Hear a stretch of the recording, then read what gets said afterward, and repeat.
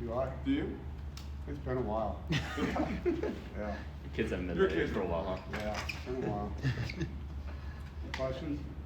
First of all, just prep this week. I mean, what have you seen from this team coming up?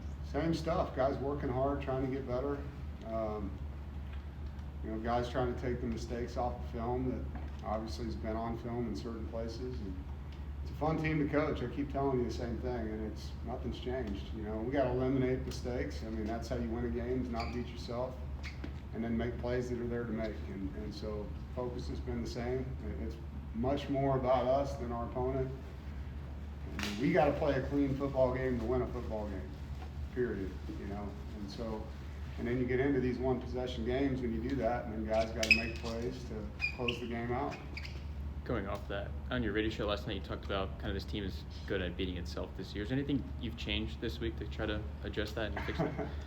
Well, we're playing against a really, really good offense, so I can speak about both sides of the football, and they do a lot of stuff, a lot of formations, a lot of motions, a lot of eye candy, and do a great job, and they have good players, and so you can't have a million schemes, you got to do less better. And I think, especially with our depth and all that's been talked about, how many guys are out, it doesn't make sense to try to run a bunch of things. You got to line up, you got to play fundamental football, and you got to have your eyes in the right place. There's been a lot of talk about eye discipline and leverage because of how they run their offense.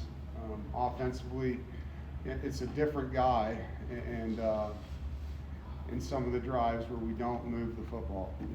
It's a drop, it's a throw location, it's a block we could have had better inside hands on, or we fall off of a guy where we got to play, or we're one guy away. So it's just finishing plays, and execution comes down to 11 guys doing that. And I hate to say this to you, but things don't change.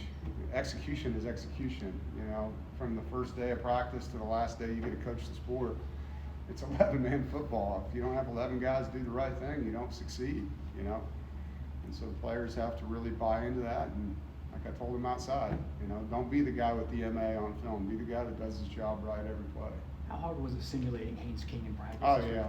It's hard, man. That guy's a great football player. And it's always that way. There's always different guys that, the opponent has. And you're asking a freshman or a walk-on guy to simulate that player. And so it's hard to do that. Especially a guy like him that's, so in command, third year in an offensive system, understands it so well. Who played the role this week for you guys? We have two quarterbacks that we rotate down there, and both of them did a great job. Hudson and Ethan gave us the best that they could give us.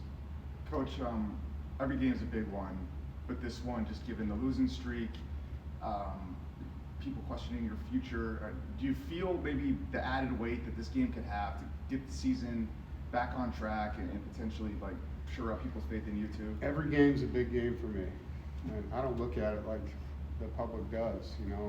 Every loss hurts, every win is awesome. You celebrate your wins, you're mad as hell when you lose.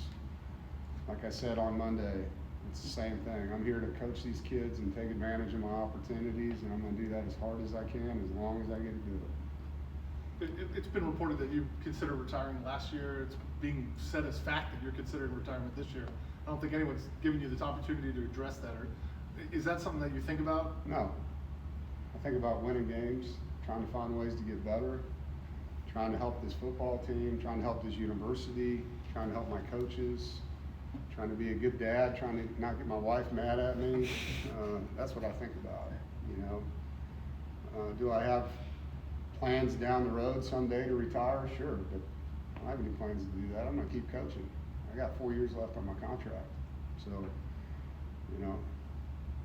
I want this place to be as good as it can be. That's what I want. And I've done a lot. We've done a lot here to make this a stable, successful, competitive program. And I love these kids, man. I get to come to work and be with C.J. Bailey. I get to come to work and be with Isaiah Shirley and Caden Fordham and Brandon Cleveland, all these kids, man. I'm so fortunate. So I'm having fun. I know losing sucks and it hurts, and I'm pissed as hell on Sunday and Monday, but I'm having fun going to practice with this football team. You mentioned on your radio show that you maybe didn't have as much fun with last year's team. It was hard. Last year's team was hard. This is not last year, and I think no different than Boo or any other person that is in charge of something. The at the end of every year, you look at it and you're like, man, that was really hard, or I really enjoyed that, but what can we do better? I'm gonna worry about it at the end of the season, and what can I do better than I did last year? And you know, sometimes you got to step away from it and give yourself a little breath, not make emotional decisions, and you know. But right now, it ain't about that. It's about trying to beat a really good Georgia Tech football team. How much different is it being at home, being inside Carter Finley Stadium, and what kind of environment do you expect on Saturday? It's homecoming, man. Night game. Expect NC State fans to show up, their alma mater, cheer on their team, be festive, have fun. Halloween weekend, students in all kinds of costumes, having a good time in the stands. I mean, shoot, it's a football game. You're here to watch a really good game, two teams that want to win. Enjoy it. I mean, think about all the things going on in the world right now. Like, if you're upset at a football game, you need to really look in the mirror. You know, like, go in there and have some fun, and cheer for your football team, cheer for your alma mater. And these kids are fighting, and some of them are strapped up, duct taped together, and they are fighting their butts off. And they need every ounce of crowd noise they can get to help them. Is it even more exciting for the players knowing what they're up against, a team that's playing as well as Georgia Tech, undefeated? Say that again? I mean, is it the players more excited, even the fact that they're playing a really, really quality opponent on Saturday? Yeah, I think so. You know, I mean, you got a Heisman Trophy contender at quarterback, and, you know, obviously as a defensive player, you don't want to be on his highlight reel, you know. I mean, you want to do everything you can not to let that happen. We had them in a dogfight last year, came down to a kick at the last second that we missed, and so, you know, these guys believe they can win, and like I told them after the last game, like, the beauty of competitive sports is when that whistle blows and it starts, anybody can win any night, any day. You just got to go execute, you know, and you got to believe that you can do that. Piggyback off that, some years there are gaps with the top 10. They're in their own stratosphere. Do you feel like that's the case this season? Do you feel like teams in the top 10, you know, maybe are closer to, you know, it's like where you are, you can take them down any given day? Any day, man. You know, and the odds are against you when you're all a lot of players out and things like that. But man, you see upsets in sports all the time, and I've been a part of a few of them. You know, and so I don't look at anything as insurmountable. I look at it as a huge opportunity. And you get to play against a really good coach, really good team. Yeah, but my focus is more on how can we get these guys to play their best football, and what's that look like? 4 quarters of complimentary football with fewer mistakes, and that's all we're focused on right now. Thank you, guys.